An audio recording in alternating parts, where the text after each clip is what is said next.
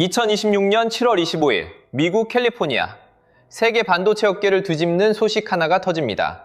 미국 반도체 기업 브로드컴이 삼성전자와 290조 원짜리 계약을 맺었습니다.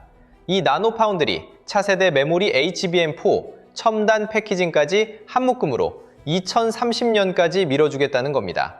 감이 잘 안 오시죠? 이렇게 바꿔보겠습니다. 대한민국 1년 국방 예산이 약 60조 원입니다. 290조면 국방 예산 5년치입니다. 전투기도 사고 잠수함도 만들고 군인 월급도 주고 남는 돈을 통째로 반도체 하나에 걸겠다는 겁니다. 세계 3위 반도체 기업이 그 돈을 삼성에 맡기겠다고 서명했습니다. 그런데 말이죠. 이상한 점이 하나 있습니다. 반도체를 남의 설계대로 깎아주는 사업이 있습니다. 파운드리라고 부릅니다.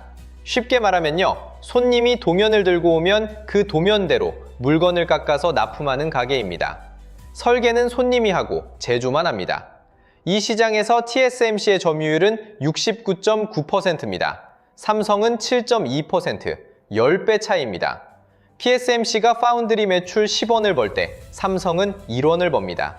3위인 중국 SMIC가 5.3%로 삼성, 코앞까지 쫓아오고 있었습니다. 그런 삼성에 세계 3위 반도체 기업이 290조를 맡기겠다고 한 겁니다. 왜일까요? 10배나 앞서 있는 TSMC를 놔두고 왜 삼성이었을까요? 이 이야기를 하려면 7년 전으로 거슬러 올라가야 합니다. 2019년 4월 경기도 화성 캠퍼스, 이재용 회장이 직원들 앞에 섰습니다. 메모리 반도체에 이어 비메모리 반도체에서도 반드시 세계 1위를 하겠다. 그 자리에서 133조 원을 투자하겠다고 선언합니다.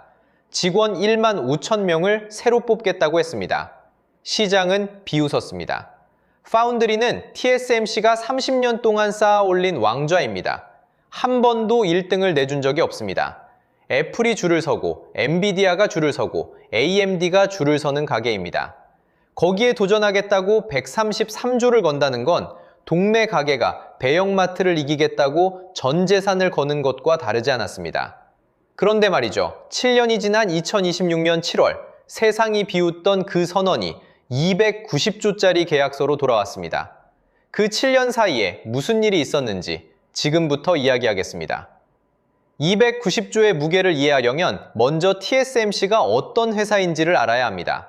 1987년 대만 한 사람이 반도체 역사를 바꿉니다. 모리스 창, 미국 텍사스 인스트루먼츠에서 25년을 일한 엔지니어였습니다. 56세에 고향 대만으로 돌아와 회사를 하나 세웁니다. 이 회사의 사업 모델은 단순했습니다. 반도체를 설계하지 않겠다. 남의 설계를 받아서 깎아주기만 하겠다. 당시 반도체 회사들은 설계도 하고 제조도 했습니다. 인텔이 그랬고 삼성이 그랬습니다. 모리스 창은 제조만 하겠다고 선언한 겁니다. 쉽게 말하면요. 시장 통해서 직접 농사도 짓고 장사도 하는 가게들 사이에 남의 농산물만 대신 포장해주는 가게를 연 겁니다. 처음엔 아무도 주목하지 않았습니다. 설계도 못하는 회사가 뭘 할 수 있겠느냐는 시선이었습니다. 그런데 말이죠. 이 가게에 손님이 몰리기 시작했습니다. 세상이 바뀌고 있었기 때문입니다. 반도체를 설계는 잘하는데 공장을 지을 돈이 없는 회사들이 하나둘 나타났습니다. 엔비디아가 그랬고 AMD가 그랬고 퀄컴이 그랬습니다. 이 회사들은 머리만 쓰고 몸은 TSMC에 맡겼습니다. 도면을 그리는 건 자기들이, 도면대로 깎는 건 TSMC가. 그렇게 역할이 나뉘었고 그렇게 30년이 지났습니다. 30년 뒤 TSMC는 어떤 회사가 됐을까요? 2025년 연매출 1224억 달러, 전년 대비 35.9% 늘었습니다. 순이익 552억 달러, 전년보다 51.2%가 뛰었습니다. 감이 잘 안 오시죠? 이렇게 바꿔보겠습니다. 하루에 약 1512억 원씩 번 셈입니다. 아침에 눈을 뜨면 1512억이 통장에 찍히는 회사입니다. 영업이익률 50.8%, 2024년에 45.7%에서 또 올랐습니다. 물건을 100원어치 팔면 50원이 이익으로 남는 장사입니다. 동네에서 제일 장사 잘 되는 가게도 이익률이 10%면 잘하는 겁니다. TSMC는 50%입니다. 전 세계 어떤 산업에서도 이런 마진율은 흔치 않습니다. 시가총액은 약 2조 달러, 삼성전자의 5배입니다. 같은 반도체를 만드는 회사인데 몸값이 5배가 차이 납니다. 이유가 있습니다. TSMC의 고객 명단을 보면 답이 나옵니다. 엔비디아 매출 비중 19%, 애플 매출 비중 17%. 이 두 회사가 TSMC 매출의 40%를 차지합니다. 세계에서 가장 비싼 반도체를 주문하는 두 거인이 줄을 서는 유일한 가게입니다. 엔비디아는 AI 반도체를, 애플은 아이폰 칩을 여기서만 만듭니다. 다른 가게는 쳐다보지도 않습니다. 이 왕좌 앞에 삼성의 현실은 참혹했습니다. 파운드리 점유율 7.2%, 연매출 126.3억 달러, TSMC의 10분의 1입니다. 2025년 3분기에는 점유율이 6.8%까지 떨어졌습니다. 3위 중국 SMIC가 5.3%로 뒤에서 바짝 쫓고 있었습니다. 언제 3등으로 밀려나도 이상하지 않은 상황이었습니다. 대형마트가 골목을 전부 먹은 겁니다. 장인의 가게 앞에는 손님이 없었습니다. 그리고 한 가지 더 쓰라린 현실이 있었습니다. 삼성이 만든 갤럭시 스마트폰, 세계에서 가장 많이 팔리는 안드로이드 폰입니다. 이 갤럭시의 심장인 퀄컴 스냅드래곤 칩을 어디서 만들까요? TSMC입니다. 삼성이 경쟁사 파운드리에 돈을 내고 자기 폰의 핵심 부품을 만드는 구조였습니다. 같은 스냅드래곤 칩이 샤오미와 오포 폰에도 들어갑니다. 삼성이 경쟁사의 무기까지 배신 값을 치른 셈입니다. 이재용 회장은 이 현실을 정면으로 마주했습니다. 2019년 비전 2030을 선언할 때 133조 원을 걸었고 이후 투자 규모를 171조 원으로 끌어올렸습니다. 거기서 멈추지 않았습니다. 2026년에는 반도체 한 해 설비 투자와 연구개발에만 110조 원을 쏟겠다고 발표합니다. 전년 대비 109% 증가입니다. 경기도 용인에 360조 원짜리 반도체 클러스터를 짓기 시작했습니다. 장기적으로는 AI와 반도체, 데이터 센터에 10년간 1000조 원을 투자하겠다고 선언합니다. 그런데 말이죠. 돈만 쏟는다고 이기는 게 아닙니다. 인텔이라는 선례가 있습니다. 인텔도 파운드리 사업에 뛰어들었습니다. 2025년 4분기 파운드리 매출 45억 달러, 같은 분기 영업손실 25억 달러, 이익률 마이너스 58%입니다. 인텔 CEO 리프타는 이렇게 말했습니다. 수요 없이 너무 많이, 너무 빠르게 투자했다. 돈이 기술을 보장하지는 않습니다. 공장만 짓는다고 손님이 오는 게 아닙니다. 이재용에게는 돈 말고 다른 무기가 필요했습니다. TSMC가 30년간 쌓은 왕좌를 뒤집을 수 있는 무기, 그리고 그 무기를 2022년 6월에 꺼내듭니다. 이재용이 꺼내든 무기는 기술이었습니다. 여기서 반도체 구조를 잠깐 이야기해야 합니다. 반도체 칩 안에는 트랜지스터라는 아주 작은 스위치가 수십억 개 들어갑니다. 이 스위치를 어떤 모양으로 세우느냐가 반도체의 성능을 결정합니다. 30년 동안 업계 전체가 쓰던 구조가 있었습니다. 핀패드라고 부릅니다. 쉽게 말하면요, 스위치를 물고기 지느러미처럼 세워서 꽂는 방식입니다. 인텔도, TSMC도, 삼성도 전부 이 방식을 썼습니다. 삼성은 이 구조를 버렸습니다. GAA, 게이트 올어라운드라는 완전히 새로운 방식을 들고 나왔습니다. 지느러미를 세우는 대신 얇은 종이를 겹겹이 쌓는 구조입니다. 같은 공간에 더 많은 스위치를 넣을 수 있고 전기도 덜 먹습니다. 성능이 5% 올라가고 전력 효율이 8% 좋아집니다. 반도체 세계에서 5%는 수십억 달러의 차이를 만듭니다. 2022년 6월 삼성이 이 GAA 구조로 3나노 반도체를 세계 최초로 양산합니다. 전 세계에서 아무도 성공하지 못한 걸 삼성이 처음 해낸 겁니다. TSMC는 같은 3나노에서도 기존 핀팻 구조를 고수했습니다. 새 구조로 가꾸는 건 위험하다고 판단한 겁니다. 기술의 최전선에서 삼성이 한 발 앞서 나갔습니다. 2015년에 모리스 창이 실적 발표 자리에서 이런 말을 한 적이 있습니다. 우리가 삼성에 뒤처지고 있다. TSMC 창업자가 공개석상에서 삼성을 위협으로 인정한 겁니다. 그때는 14나노에서 삼성이 먼저 치고 나갔을 때였습니다. GAA 3나노에서도 같은 일이 벌어진 겁니다. 여기서 승부가 갈렸어야 합니다. 세계 최초의 기술을 가진 가게에 손님이 몰려야 정상입니다. 그런데 말이죠. 현실은 정반대였습니다. 기술에서 1등을 했다고 시장에서 1등이 되는 건 아니었습니다. 장인이 최고의 칼을 벼렸는데 칼날이 고르지 못했습니다. 기술을 먼저 만든 것과 그 기술로 물건을 안정적으로 찍어내는 것은 완전히 다른 문제였습니다. 수율 문제였습니다. 수율이란 웨이퍼 한 장에서 쓸 수 있는 칩의 비율입니다. 웨이퍼는 반도체를 찍어내는 원판이라고 생각하면 됩니다. 이 원판 위에 칩을 100개 만들었는데 55개만 쓸 수 있으면 수율 55%입니다. 나머지 45개는 그냥 버려야 합니다. TSMC의 이 나노 수율은 90%를 넘겼습니다. 삼성은 55%에서 60% 사이를 맴돌았습니다. 고객사 입장에서 생각해 보겠습니다. 100개를 주문했는데 55개만 쓸 수 있는 가게와 90개를 쓸 수 있는 가게. 같은 값을 내고 어디에 맡기겠습니까? 퀄컴이 돌아섰습니다. 차기 플래그십 칩을 TSMC에 맡기기로 결정합니다. 엔비디아도 움직이지 않았습니다. 세계 최초의 기술을 가지고도 손님이 없는 가게가 됐습니다. 삼성 파운드리의 월간 이 나노 생산 능력은 2만 1000장입니다.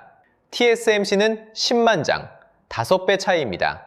기술에서 앞섰지만 규모에서 압도당했습니다. 적자가 쌓이기 시작합니다. 2023년 약 2.2조 원, 2024년 5.4조 원으로 2배 넘게 뛰었습니다. 2024년 4분기, 한 분기만 2조 원 이상을 잃었습니다. 2025년에는 5.9조 원, 3년간 누적 적자 13.5조 원입니다. 매일 약 123억 원씩 적자를 낸 겁니다. 아침에 눈을 뜨면 123억이 빠져나가는 사업을 3년을 했습니다. 2024년 11월, 삼성은 파운드리 생산 라인의 절반을 꺼야 했습니다. 가동률 50% 미만, 공장부를 반이나 끈 겁니다. 여기서 이야기를 끝내면 삼성 파운드리는 실패한 도전입니다.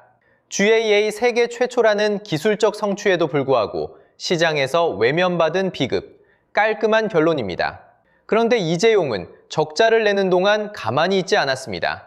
적자가 쌓이는 와중에 직접 움직이기 시작합니다. 엔비디아 젠슨 황을 만났습니다. 테슬라 일론 머스크를 만났습니다.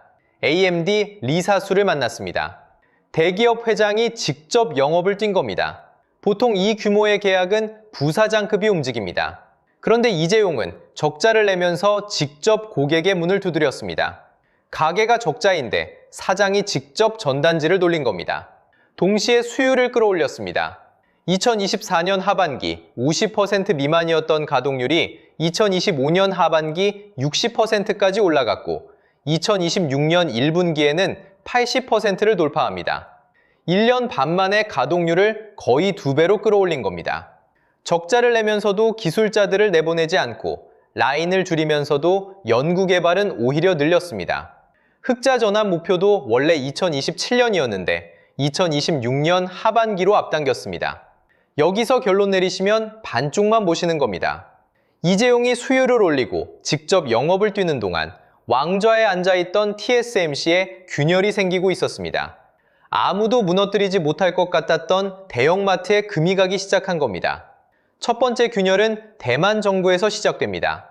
N-2 규칙이라는 것이 있습니다.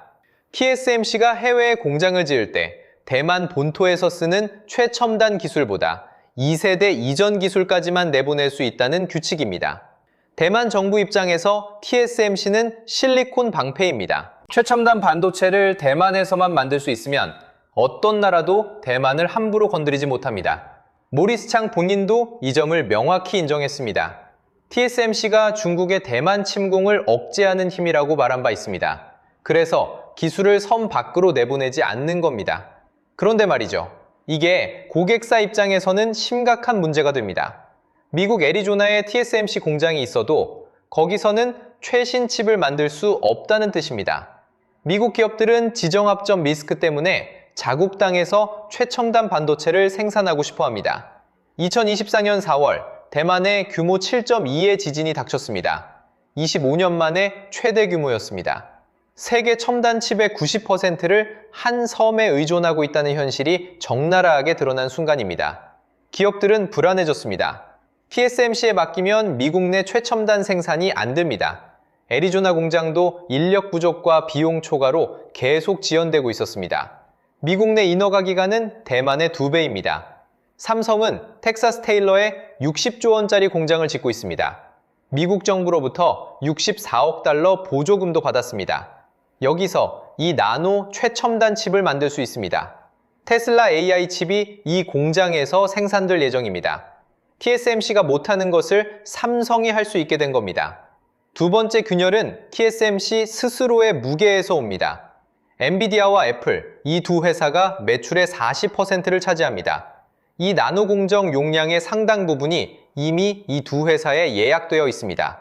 퀄컴이 이 나노 칩을 만들고 싶어도, AMD가 서버용 칩을 맡기고 싶어도, 구글이 자체 칩을 생산하고 싶어도 TSMC에서는 줄을 서서 기다려야 합니다.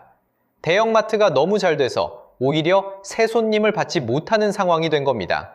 대형마트에 금이 가기 시작한 바로 그 순간 장인의 가게에 손님이 돌아오기 시작했습니다.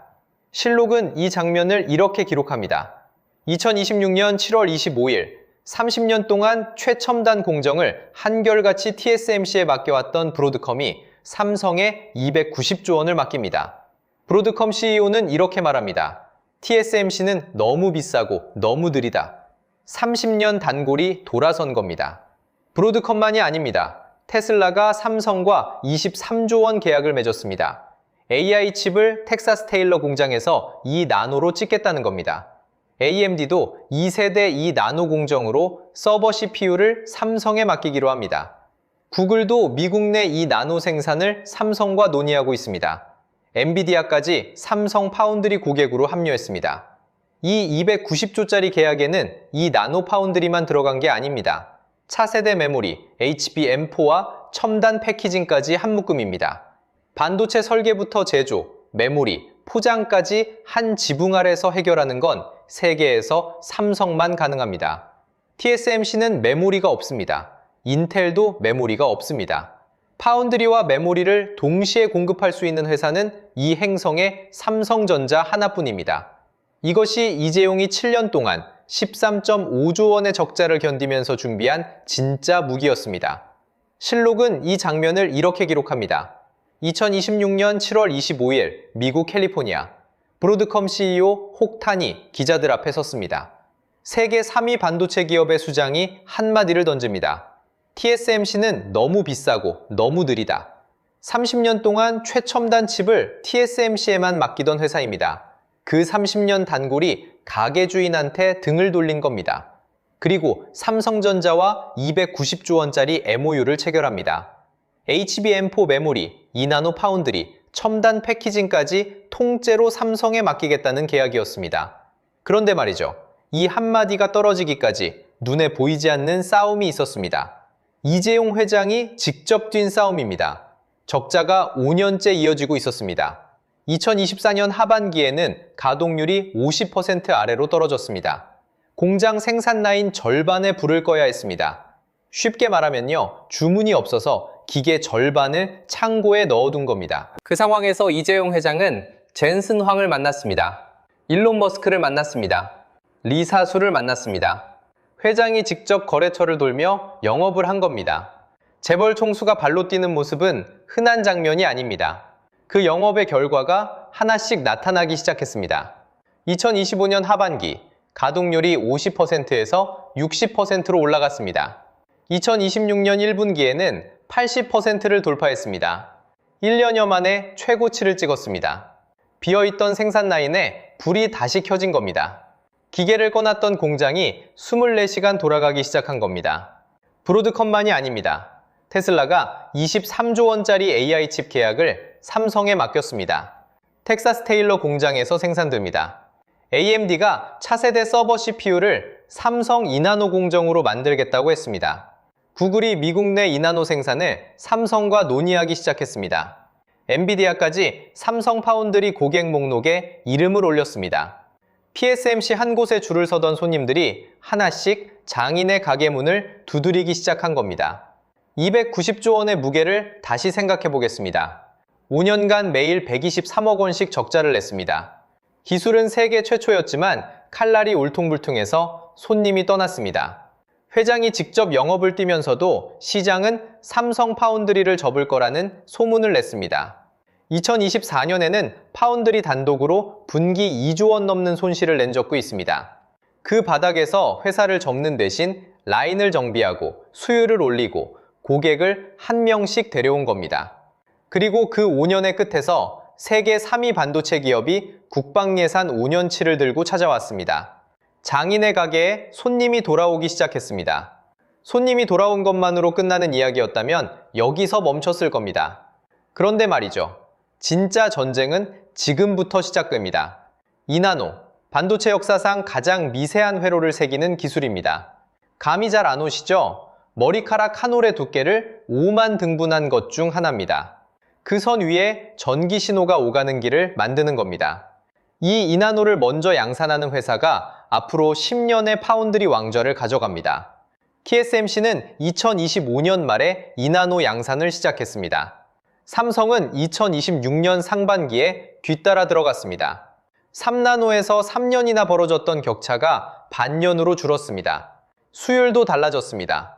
3나노 때는 칼날이 울퉁불퉁해서 고객이 떠났는데 2나노에서는 55%에서 60%까지 올라갔습니다. TSMC의 70%에는 아직 못 미칩니다. 하지만 3나노 때 양산 자체가 불가능했던 수준에서 생산 궤도에 진입한 겁니다. 월간 생산 능력도 2만 1000웨이퍼까지 올렸습니다. TSMC의 10만 웨이퍼에 비하면 5분의 1이지만 공장불을 꺼야 했던 2년 전과는 다른 숫자입니다. 여기서 하나 짚어야 할 게 있습니다. 삼성은 2022년에 이미 GAA 트랜지스터를 세계 최초로 양산했습니다. GAA라는 건 반도체 회로에 전류가 흐르는 길을 사방에서 감싸는 구조입니다. 쉽게 말하면요, 수도꼭지에서 물이 새는 걸 한쪽만 막다가 사방을 전부 막는 기술로 바꾼 겁니다. 전력 손실이 줄고 성능이 올라갑니다. TSMC가 2나노에서 처음 GAA를 도입했으니 삼성이 4년 먼저 이 기술을 실전에서 쓴 겁니다. TSMC가 처음 잡아보는 연장을 삼성은 4년째 다루고 있었다는 뜻입니다. 수율 55%가 낮아 보여도 GAA 경험 4년치가 쌓여있는 공장과 이제 막 시작하는 공장은 출발선 자체가 다릅니다. 그런데 기술 격차보다 더 큰 판이 움직이고 있습니다. AI입니다. 엔비디아 GPU, 테슬라 AI 칩, 구글 TPU. 이 칩들을 만들려면 파운드리가 필요합니다. 그런데 AI 칩들은 하나같이 어마어마한 양의 데이터를 동시에 처리합니다. 데이터를 처리하려면 메모리가 필요합니다. HBM이라고 부릅니다. 고대역폭 메모리, 한 번에 엄청난 양의 데이터를 주고받을 수 있는 초고속 메모리입니다. 세계에서 파운드리와 HBM을 동시에 만들 수 있는 회사가 몇 개나 될까요? 하나입니다. 삼성뿐입니다. TSMC는 파운드리만 합니다. 메모리는 만들지 않습니다. SK하이닉스는 메모리만 합니다. 칩을 깎아주지 않습니다. 칩을 깎아주면서 동시에 그 칩이 먹을 메모리까지 같이 납품할 수 있는 회사는 삼성밖에 없습니다. 대형마트에서는 반찬 하나만 살 수 있는데 장인의 가게에서는 반찬과 밥을 한 상으로 차려주는 겁니다. 브로드컴이 삼성과 맺은 290조 원 계약에 HBM4가 포함된 이유가 여기에 있습니다. 여기에 지정학이 겹칩니다. TSMC의 공장은 대부분 대만에 있습니다. 세계 첨단 칩의 90%가 한 섬에서 나옵니다. 2024년 4월, 대만에 규모 7.2 지진이 덮쳤습니다. 25년 만에 가장 큰 지진이었습니다. 장비 일부가 손상됐습니다. 세계가 한 섬에 목숨을 걸고 있다는 사실이 눈앞에 드러난 순간이었습니다. 미국 정부가 움직였습니다. 칩스 액트로 반도체 공장을 미국 땅에 짓는 회사에 보조금을 쏟아부었습니다. 삼성은 텍사스 테일러에 60조 원짜리 공장을 짓고 있습니다. 미국 정부로부터 64억 달러 보조금을 받았습니다. 이 공장에서 2027년부터 2나노 칩이 나옵니다. 테슬라 AI 칩이 이 공장의 첫 번째 고객입니다. 미국 땅에서 2나노 칩을 가장 먼저 찍어내는 건 TSMC가 아닙니다. 삼성입니다. TSMC도 애리조나에 공장을 짓고 있습니다. 그런데 여기서 대만 정부의 N2 규칙이 발목을 잡습니다. 대만 밖에는 최첨단 기술보다 2세대 뒤처진 공정만 보낼 수 있다는 규칙입니다. 미국 애리조나 공장에서 최신 2나노를 쓸 수 없다는 뜻입니다. 거기에 숙련 인력 부족이 겹쳤습니다. 인허가 기간은 대만의 2배입니다. 1차 공장 가동이 2025년으로 밀렸고 2차 공장은 2027년에서 2028년으로 또 연기됐습니다. 파운드리 시장은 2030년에 2천억 달러 규모로 커집니다. 이 시장에서 미국 땅 위에 2나노 양산 라인을 가동하는 회사는 현재 기준으로 삼성뿐입니다. AMD가 삼성을 찾은 이유, 구글이 삼성과 논의를 시작한 이유가 바로 여기에 있습니다. TSMC의 최첨단은 배만 밖으로 나올 수 없고 삼성의 최첨단은 미국 텍사스에서 이미 돌아가기 시작했습니다. 장인의 가게에 손님이 돌아오기 시작했습니다. 정리하겠습니다. TSMC가 파운드리 매출 10원을 벌 때 삼성은 1원을 벌었습니다. 10배 격차입니다. 모리스 창이 1987년부터 30년 동안 쌓아 올린 왕좌였습니다. 한 번도 1등을 내준 적이 없는 자리입니다. 애플, 엔비디아, AMD, 퀄컴 3개가 줄을 서는 가게였습니다. 2025년 매출 1224억 달러, 순이익 552억 달러, 하루에 1512억 원씩 버는 회사였습니다. 이재용 회장은 그 격차를 알면서도 2019년 화성 캠퍼스에서 133조 원을 걸겠다고 선언했습니다. 시장은 비웃었습니다. 동네 가게가 대형마트를 이기겠다고 전 재산을 거는 것과 다르지 않다고 했습니다. GAA 트랜지스터를 세계 최초로 양산했지만 수율이 받쳐주지 못해 고객이 등을 돌렸습니다. 5년간 13.5조 원 적자를 냈습니다. 매일 123억 원씩 잃었습니다. 공장 절반에 불을 꺼야 했습니다. 시장은 삼성이 파운드리를 접을 거라 했습니다. 그래도 투자를 멈추지 않았습니다. 133조에서 171조로 올렸습니다. 2026년에는 반도체 설비 투자와 연구 개발에 110조 원을 쏟겠다고 발표했습니다. 전년 대비 2배가 넘는 돈입니다. 용인에 360조 원짜리 반도체 클러스터를 세우고 10년간 1000조 장기 투자 계획까지 세웠습니다. 1초에 3,200만 원씩 쏟아붓겠다는 승부입니다. 그리고 2026년 7월 30년간 TSMC 단골이던 브로드컴이 290조 원을 들고 삼성을 찾아왔습니다. 테슬라가 23조 원을 가져왔습니다. AMD가 왔습니다. 구글이 문을 두드렸습니다. 가동률은 50%에서 80%로 올라왔습니다. 흑자 전환 목표도 2027년에서 2026년 하반기로 앞당겨졌습니다.